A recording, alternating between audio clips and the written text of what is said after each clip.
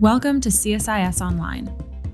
The way we bring you events is changing, but we'll still present live analysis and award-winning digital media from our Dracopolis Ideas Lab.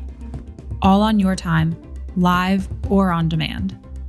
This is CSIS Online.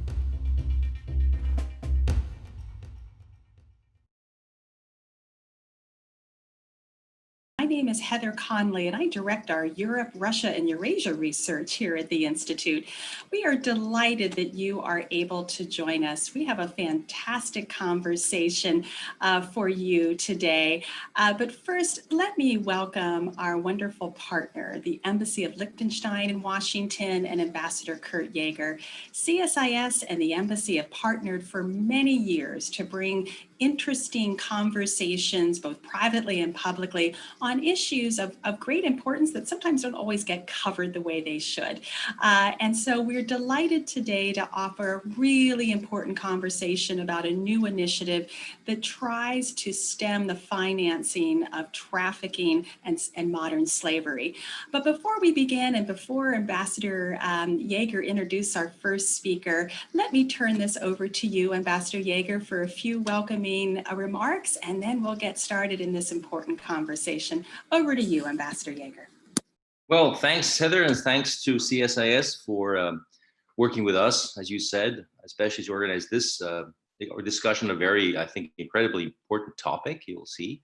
And I suspect that our audience will not know that Liechtenstein has anything to do with the subject matter, and I'll try to bridge that gap. So over the last 25 years, in recognizing our own shortcomings in monitoring our financial sector, Liechtenstein's financial oversight authorities and the financial community, the banks, became aware of the need for a more effective oversight infrastructure, also to address gaps that emanate from a growing fintech industry.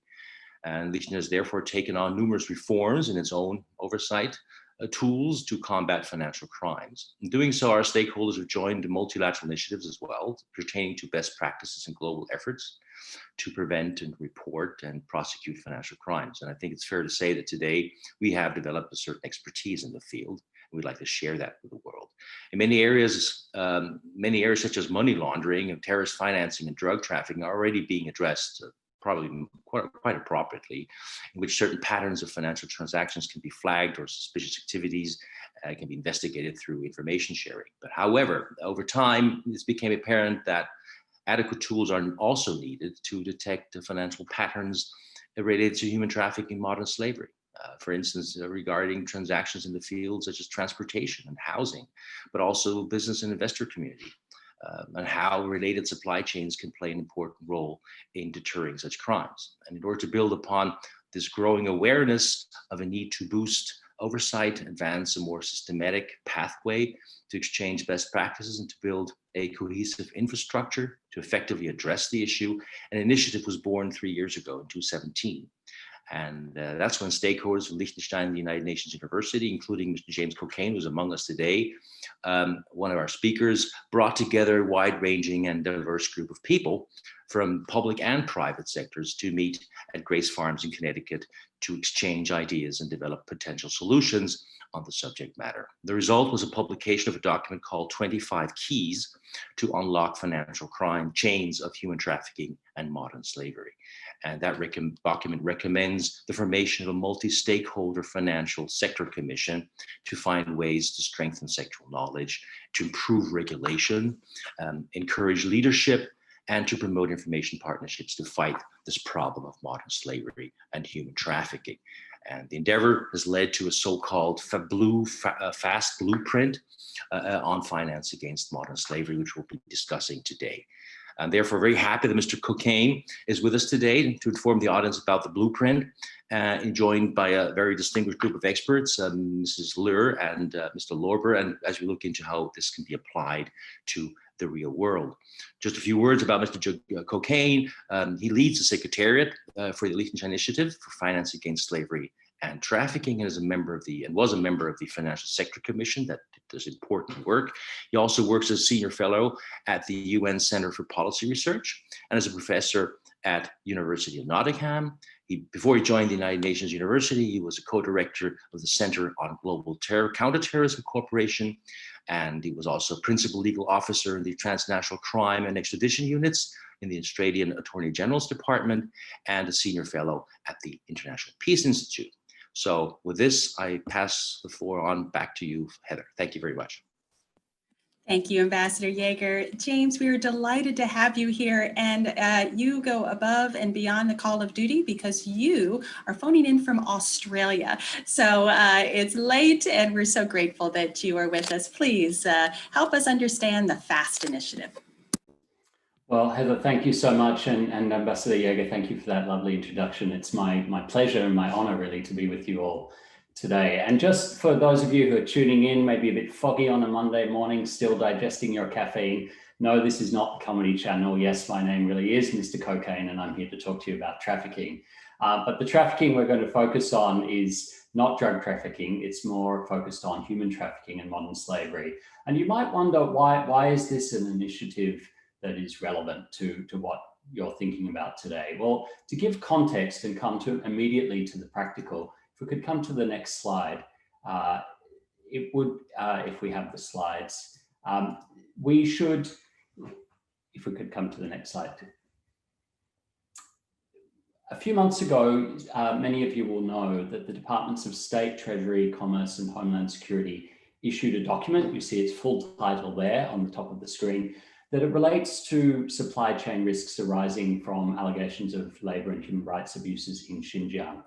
I'm not going to go through all of this text. It's Monday morning. We'll make this available to you. But the key gists of this document are to advise business that there may be a number of reputational legal compliance risks arising from allegations of forced labor in Xinjiang and dealing with Xinjiang labor in other parts of China and supply chains, and advising business to take human rights due diligence steps to address those risks. And what's interesting here is that that document explicitly calls out financial institutions and points to a number of existing legal obligations they have under US law. And we're not only talking here about US institutions, but in fact, entities also with banking ties to the US financial system are mentioned. And once we think about the range of financial institutions that are either tied to the US financial system or indeed invested in supply chains that may be in one way or another connected to Xinjiang, this is clear that this is quite a significant part of the economy that we're talking about worldwide. Now, to put that in broader context, if we could come to the next slide, the problem of modern slavery affects about 40.3 million people in the world today. That's a pretty significant number, about 1 in every 185 people alive today, which makes it the third largest crime by revenue in the world after drug trafficking and trade in counterfeit goods. It affects a range of different sectors. You see in the colorful bar on probably your left there, the distribution across different sectors, and it affects different geographies differently as well. You see that on the right, both the absolute numbers in the top by region and then the per capita breakdown below. So as Ambassador Yeager said, if we could come to the next slide, several years ago, the government of Liechtenstein, Australia, and the Netherlands, together with Muhammad Yunus, the microfinance Nobel laureate, formed this commission that you see here with a range of different characters from all over the world. From the finance sector, you have Jennifer Fowler, formerly of US Treasury, in the top left there, 2 survivors of slavery, a number of anti-slavery leaders, Dr. Jean Bader-Schneider on the top right, from the US congressionally backed Global Fund to End Modern Slavery, people from hedge funds, from anti-money laundering regulators, from institutional investors. And they came together and formed a commission that consulted experts worldwide to think about what can finance do to mobilize against slavery and trafficking. The result, as Ambassador Yeager said, was a document published about a year ago, the FAST, or Finance Against Slavery and Trafficking Blueprint. You saw the image on the first page, but if we come to the next slide, the key output from that blueprint was this table. On the left, you have 5 goals, things that any financial sector actor can do, whether it's complying with existing laws through due diligence, to use of leverage, remedy, and so on. And then in the other 2 columns, you have detailed ideas for actions, things that can be undertaken now and things that are going to require collaboration for research and development or for legislative and policy change. I'm not going to dwell on those today.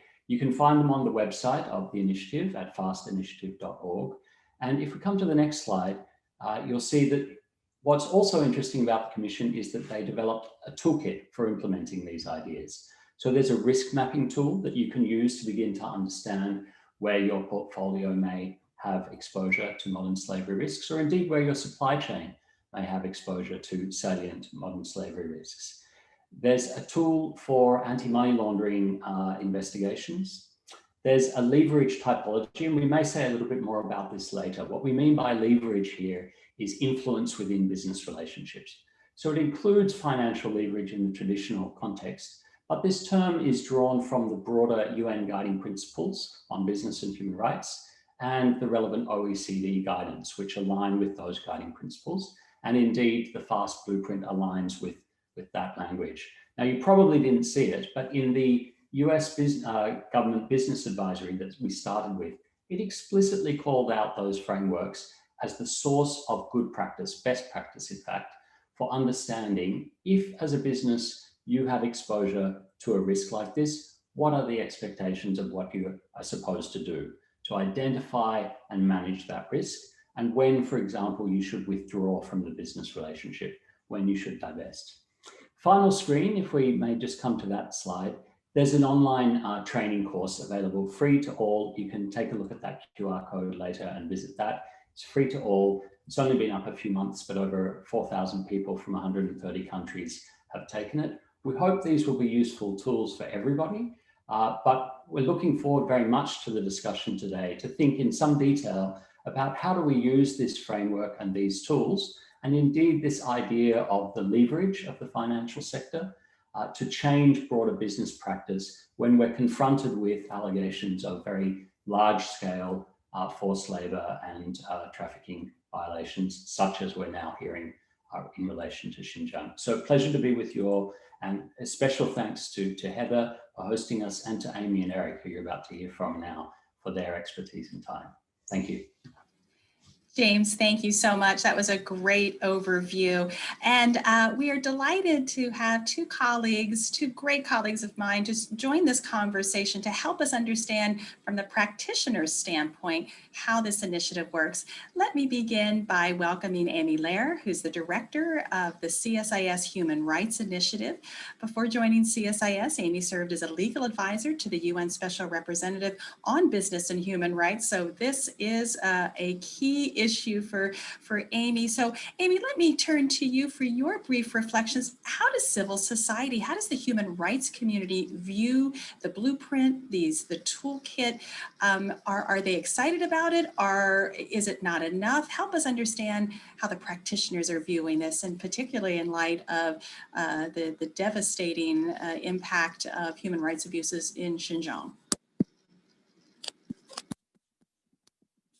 Thanks so much, Heather. So I'll speak from the perspective of having worked in the field of business and human rights for over a decade.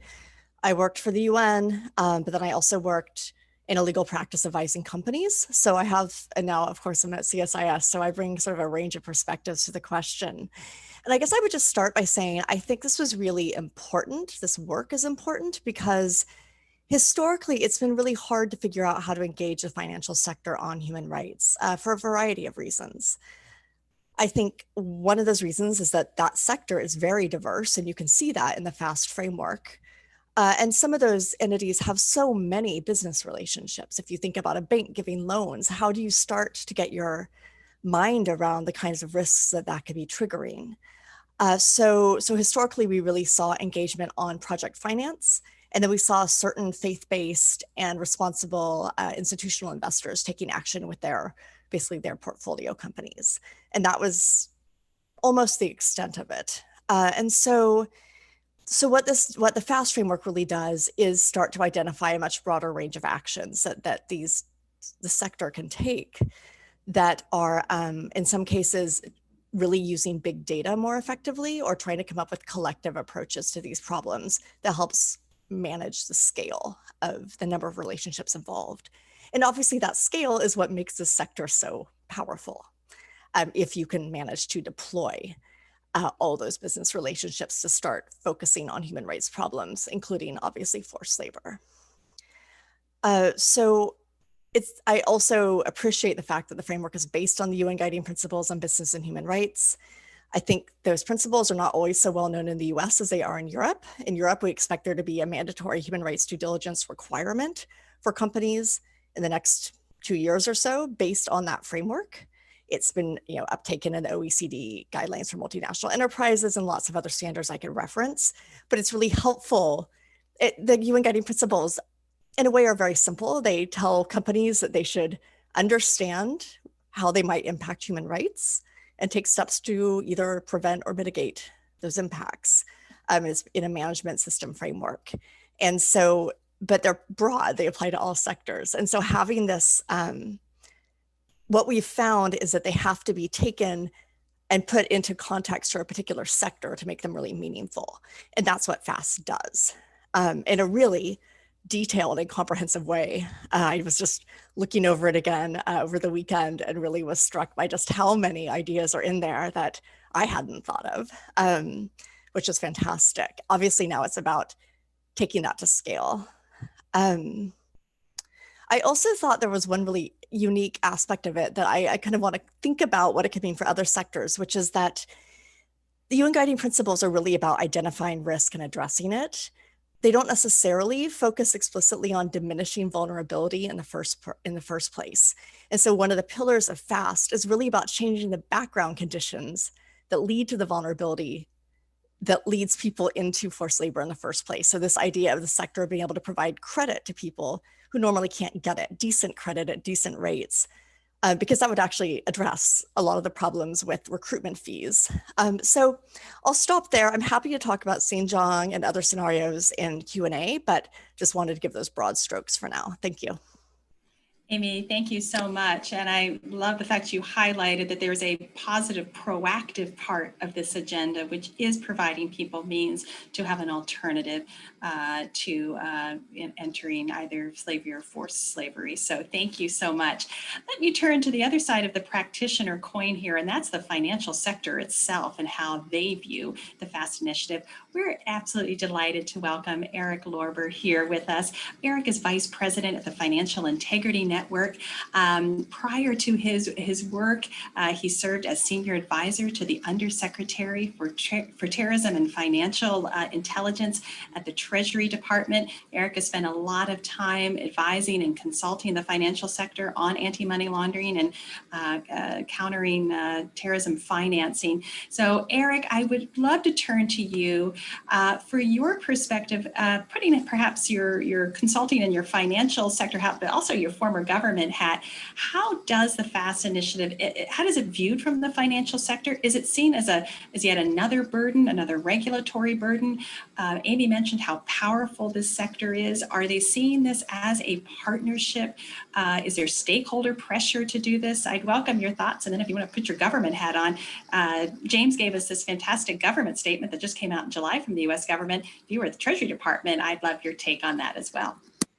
Yeah, thanks so much, Heather. It's great to be here with everybody and to be able to speak to the FAST initiative, which is just an incredibly important project. And really there are many reasons it's important, but the primary one I see is that it really gives a methodological toolkit to financial institutions that may not have the ability or the capability or the resources to sort of set up these types of systems themselves, or really know what, for example, the particular red flags related to human trafficking are. And so before I jump into sort of why that's important, maybe it's self-evident, it's useful to sort of think about the typologies for different types of financial institutions and even corporates who benefit in some way from the FAST initiative. And I sort of link it into sort of three different sets. The first are the financial institutions that make up the Wolfsburg Group, right? So the major world financial institutions, the world's largest banks, they understand that human trafficking is an issue, and they understand many of the illicit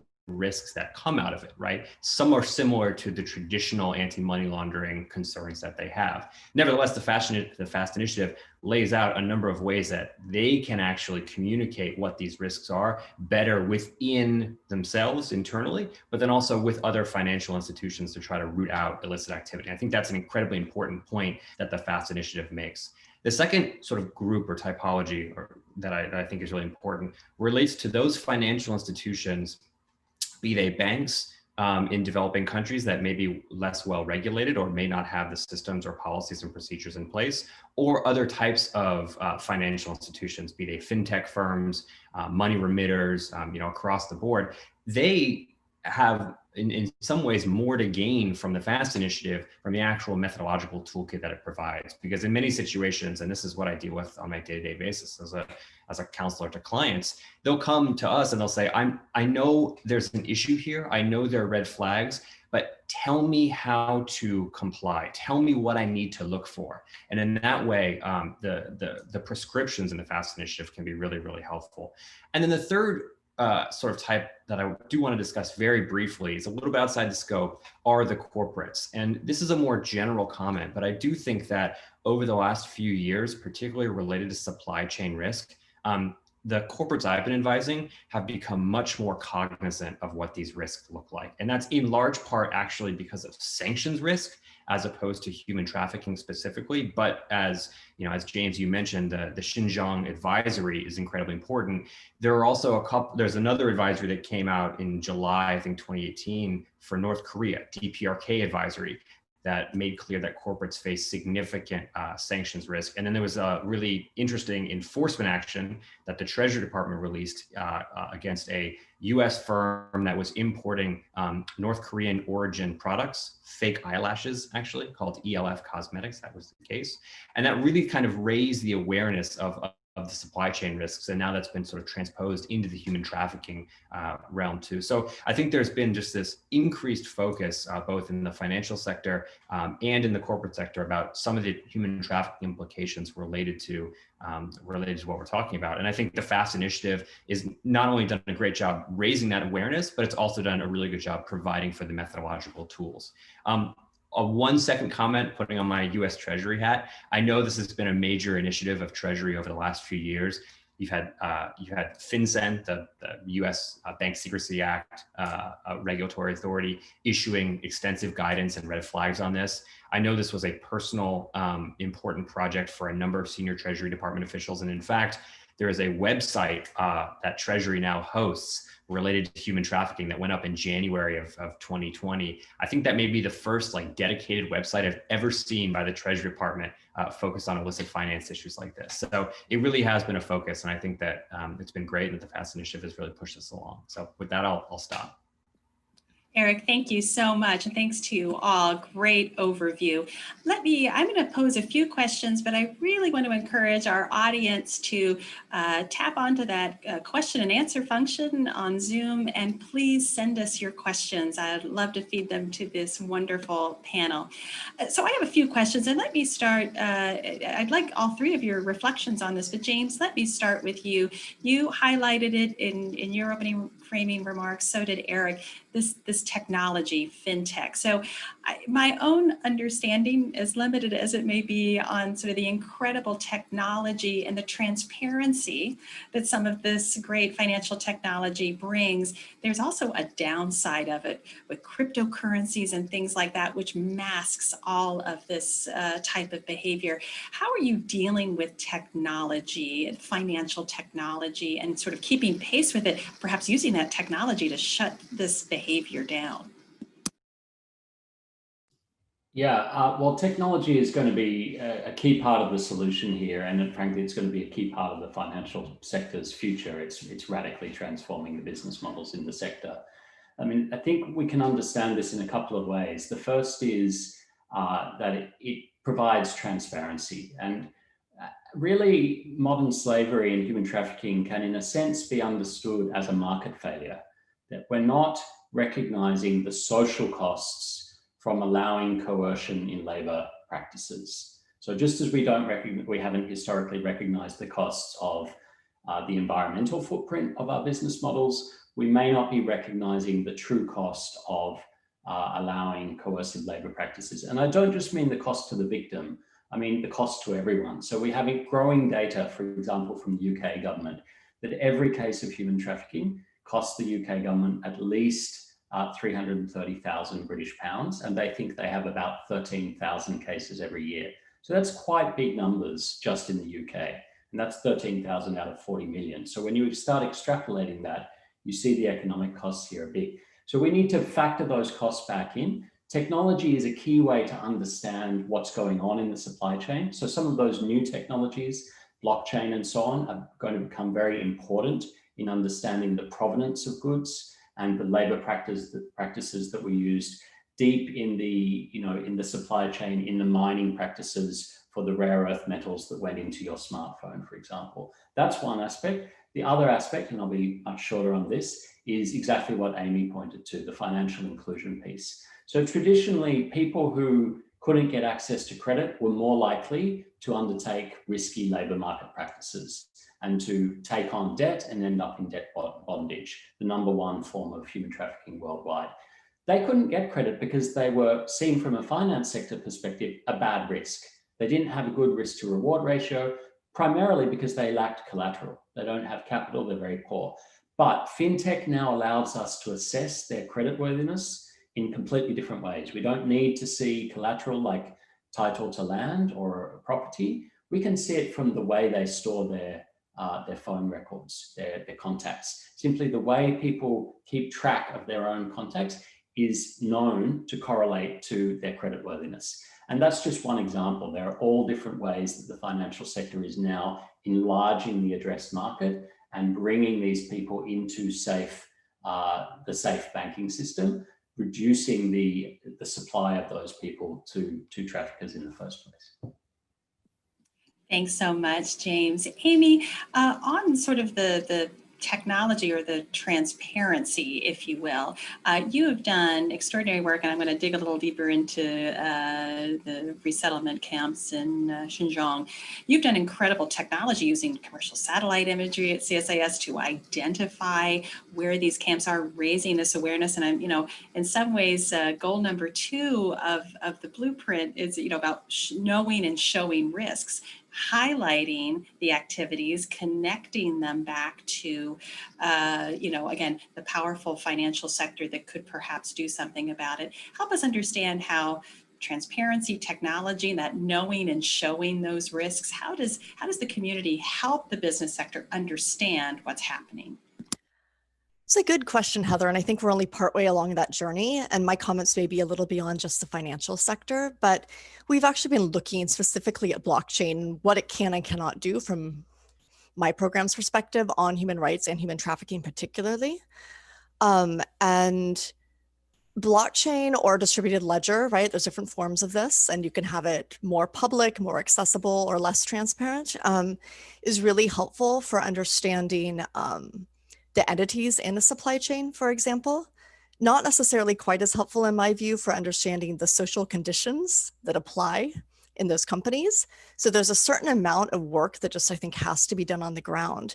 But I think the ability of big data to be harnessed, so machine learning, big data, to start to see patterns, I think that is somewhere that there's a lot of work still to be done.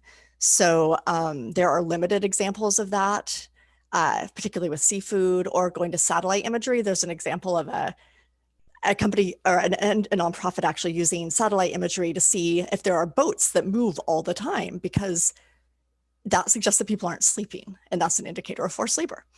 So there's lots of interesting things that can be done with technology that maybe will help us at least identify risk areas more effectively that are really exciting. And we can come back to Xinjiang, but I'll just say in the Xinjiang context, I know of consultancies that are using machine learning to really trawl through all this online information and identify problematic companies.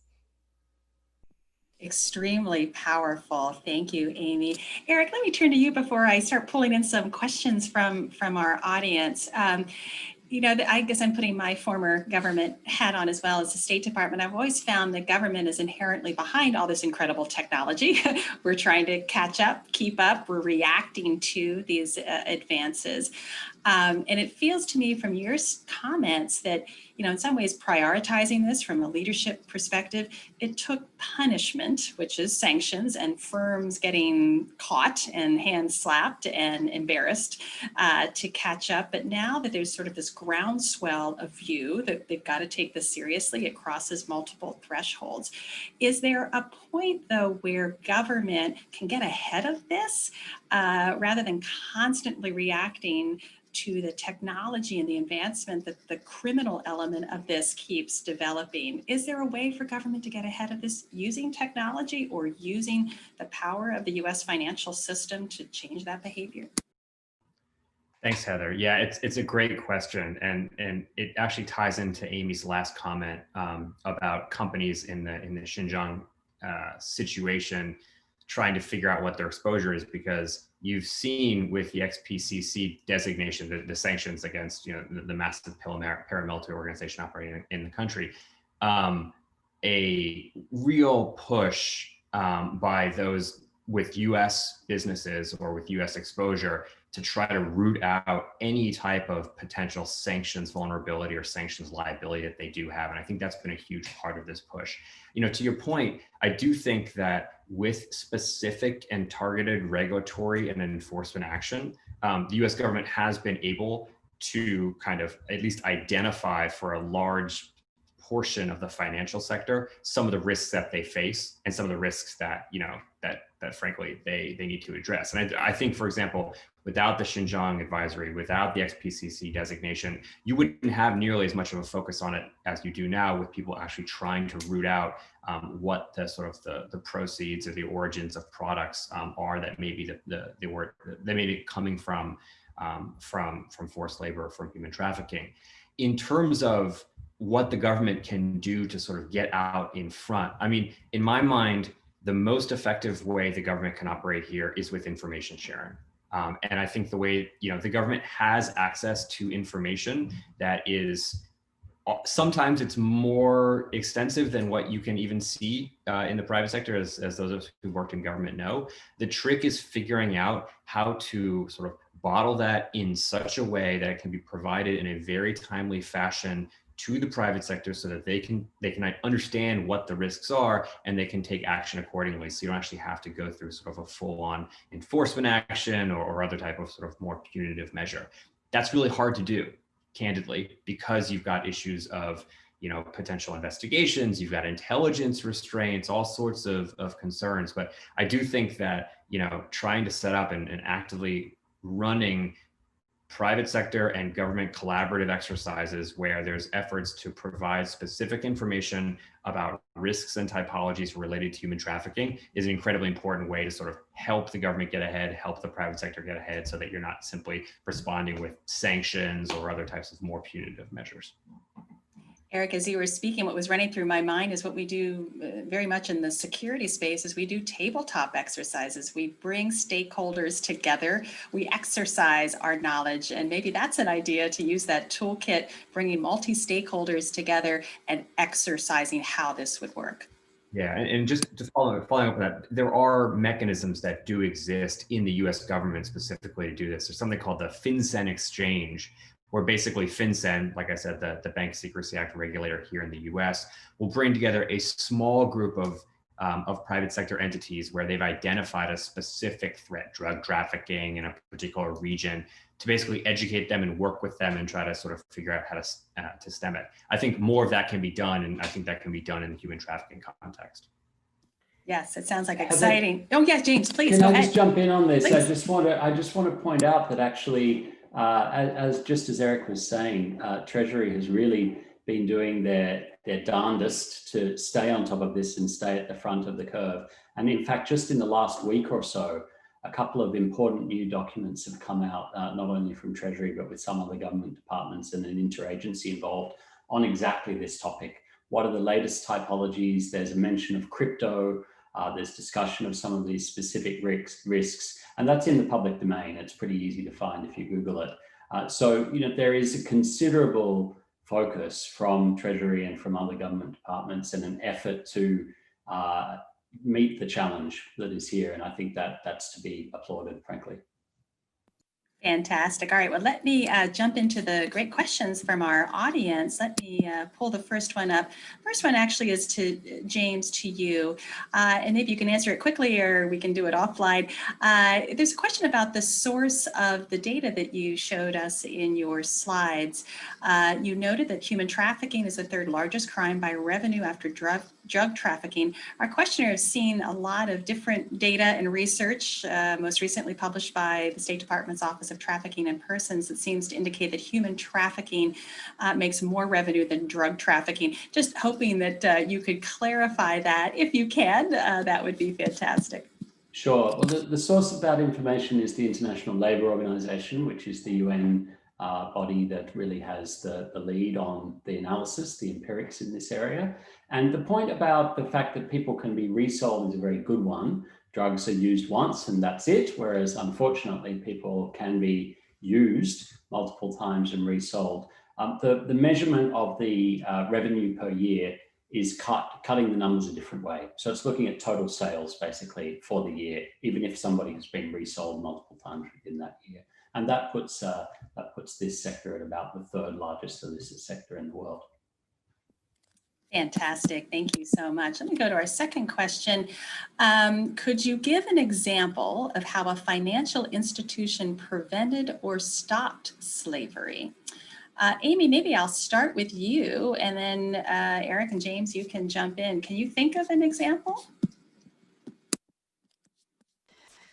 So I think there have been examples, and I think the FAST initiative talked a little bit about some financial institutions blocking Backpage and transactions with Backpage, and I think that's probably a pretty good, very concrete case study where it was this website that was known to be where people were put up for sex trafficking. And I think we could probably think of more examples or more opportunities, and I suspect James and others will have those ideas. I think there are other ways that the financial sector engages, and so I just want to focus on a little bit of that. So I think the role of institutional investors and pension funds is also really important. So for example, there's a human rights the Investor Alliance for Human Rights, I believe I'm getting the name right. And they've put out guidance on how to engage on Xinjiang. And so in that case, their relationships in that particular situation tend not to be directly with the companies that are potentially using forced labor, but rather with brands and companies several steps removed, but nevertheless, they're engaging where they have leverage. And there may be other instances with others that's really focused particularly on apparel, but other sectors where there may be more direct relationships. And so I just want to make sure we don't forget the importance of that sector. The Norwegian pension funds, another great example where they have so much clout because they're so large. And so that's a really important piece of the puzzle too, where there can be real impacts. James, do you want to weigh in? Yeah, I just so glad Amy mentioned both those things. The Investor Alliance guidance on Xinjiang is really important and very clear, very usable, very practical. And then the role of institutional investors. So there are several groups of institutional investors that have learned how to work collectively in the climate space, who are now doing this, yes, in the human rights space, but actually also explicitly in the human trafficking and modern slavery space. So they have between them, there's two we're involved in, about 6 trillion US assets under massive management. That's pretty serious, pretty serious poker chips. And if they work collectively, as they do, these are investor-led coalitions, they go to the business and they say, we want you to be paying attention to these things.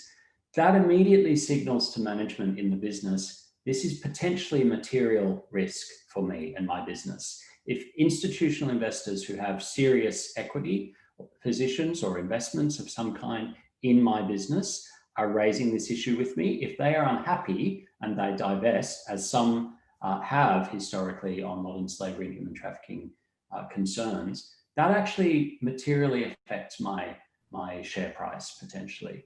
So that's really beginning to be an interesting factor. And it's part of this larger discussion we now see, partly as a result of COVID, that folks are recognizing that supply chains are not abstract ideas. They're embedded in society. And if society is struggling, supply chains are going to struggle too. So we have to be thinking about how we invest in a way that's not only responsible, but sustainable.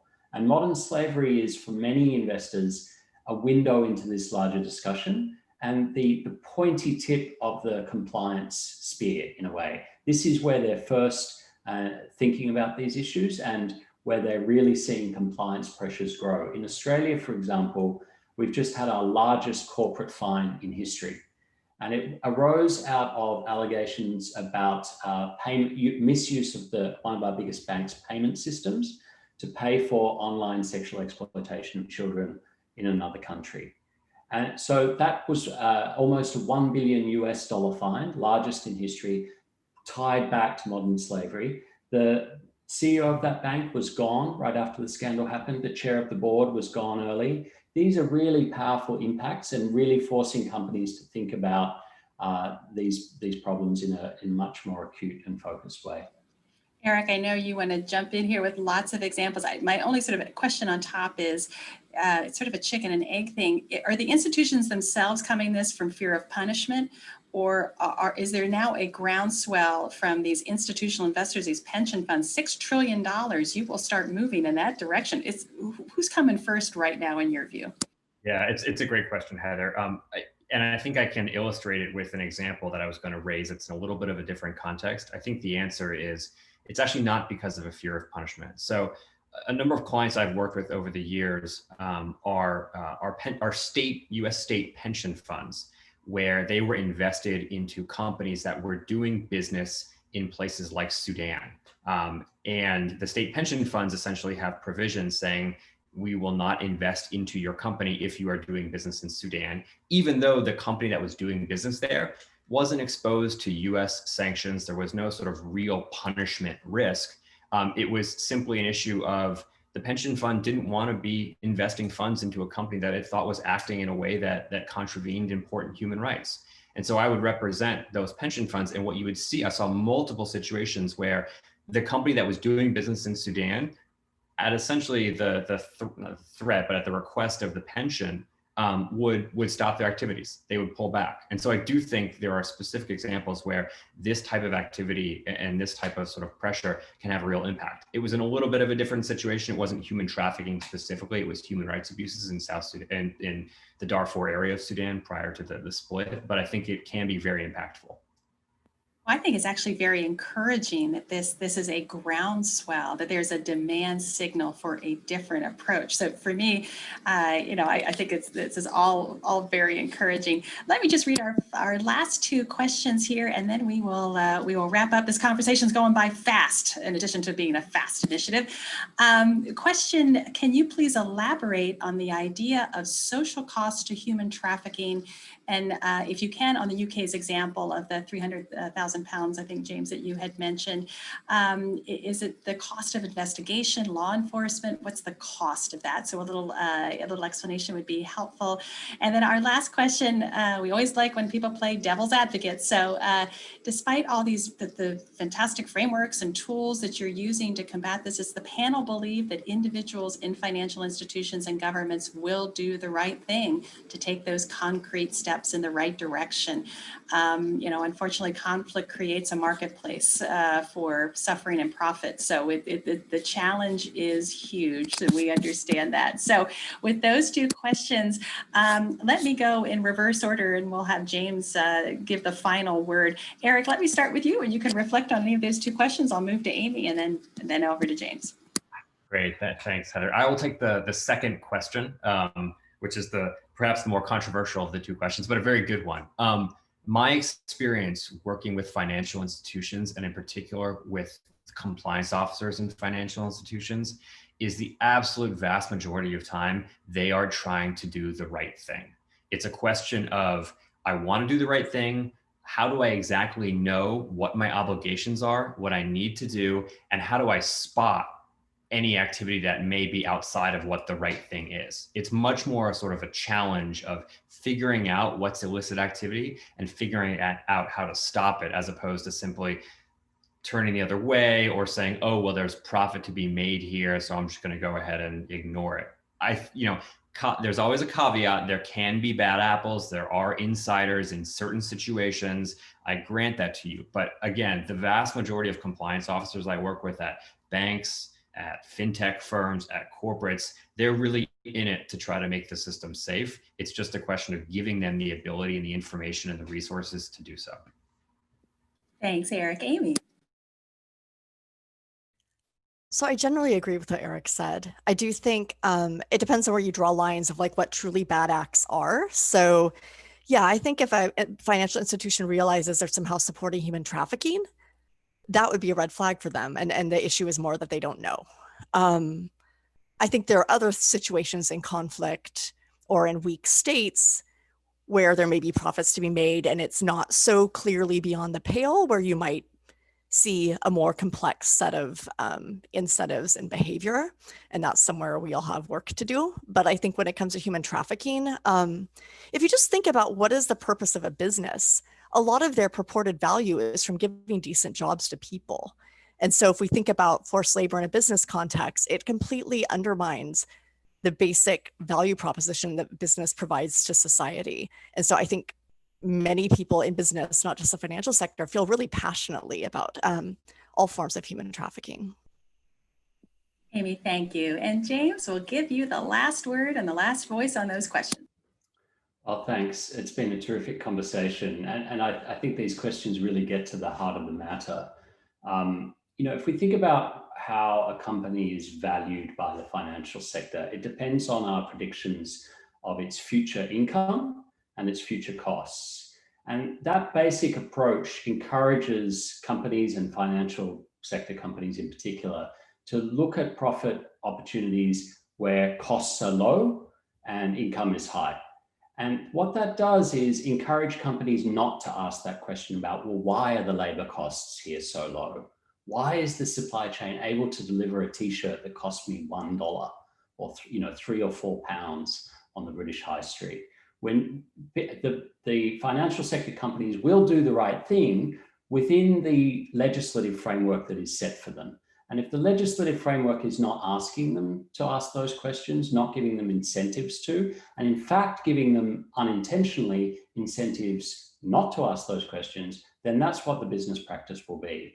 So this is a big systemic cultural shift that we have to create. It's going to require both leadership from the financial sector and from government, with support from civil society and other actors.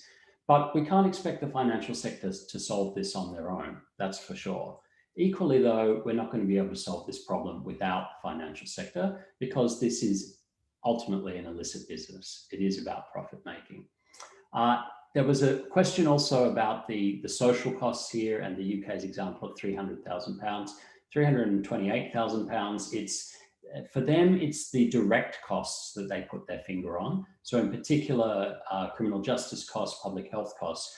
But what we also know, and we have more research coming out on this in about 6 weeks, is that actually development economics shows us that there are real economic costs to the whole economy if you allow slavery to flourish. It may be profitable to a single business. That business may be very powerful and have political allies who are also reaping both financial and political benefits. But actually to the economy as a whole, it reduces productivity because it drives down wages, not just for forced labor, but for free labor. It reduces the incentive to innovate. It encourages corruption. It reduces political governance scores. I can go on, there are about 10 different ways. And if you need an example of what happens as a result, just look at the American South 200 years ago and the schism that happened in the United States of America because of the drag on the overall economy that the system of slavery in the American South represented. There are communities in America and in fact in Africa that are still paying economic penalties and social penalties as a result of that system from 200 years ago today. And even in the UK, the cost of ending that system was the largest syndicated loan in history, organized by firms that are still around today, like Rothschild. UK taxpayers were paying that off, that loan, for 180 years. It only ended a few years ago. The loan to buy out not the slaves, but to buy out the slavers, to give them the income they needed to give up that system. So this is a huge problem we all face. It's not just a problem, obviously, in China. It's been a problem all around the world that we've all grappled with and that we continue to grapple with. And the lessons of the past remain alive today. We can't do this without the financial sector's participation. Thanks so much for the chance to be part of this discussion today. Well, James, thank you so much. We learned so much today. We really learned, I think there is a powerful shift underway. It requires leadership in the government, the financial sector, and it has to encourage the civil society to have a large role. I think taking Eric's words, we need to be specific. We need to focus in and make sure people understand their role and how to play. The role of the pension funds and these institutional investors, I think, is just a groundswell that will only continue, which helps feeds that demand signal for sure. The social costs, as you've outlined, James, are critically important. But what I love about the toolkit and the blueprint is that, to Amy's point, it gives a positive agenda. It starts giving people hope and promise of a different approach, which I think is very encouraging. So thank you so much. What a rich conversation. I know more questions are coming in. Unfortunately, we have to end. But on behalf of CSIS, let me thank the Embassy of Liechtenstein and Ambassador Yeager for their great partnership. James, thank you for, it's very late your time, and joining us. Thank you so much. To Amy and Eric, thank you for your perspectives. To our audience, please be safe, be well, and thank you for joining us. We look forward to future programs here at CSIS. And with that, take care, everyone, and thank you.